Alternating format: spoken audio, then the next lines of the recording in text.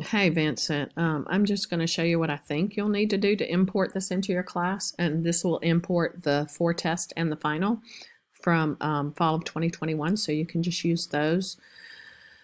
So let's see, go to your class, go into your course, your fully online full semester course, and click Course Administrator. And in the same place where you can copy components, like when you copy the master, then you can also import the components I'm going to send you. And I think it'll just be a file, and you'll just click on import. So you'll click here, and then you'll click on import components and click start. And then you will upload the file that I'm going to attach to this email.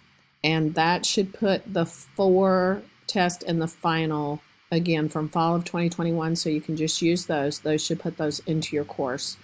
And then I can help you with your course, hiding the other tests that are already in there, and fixing your gradebook. So I hope this helps, and I can Zoom with you in the next day or so to get your gradebook straightened out.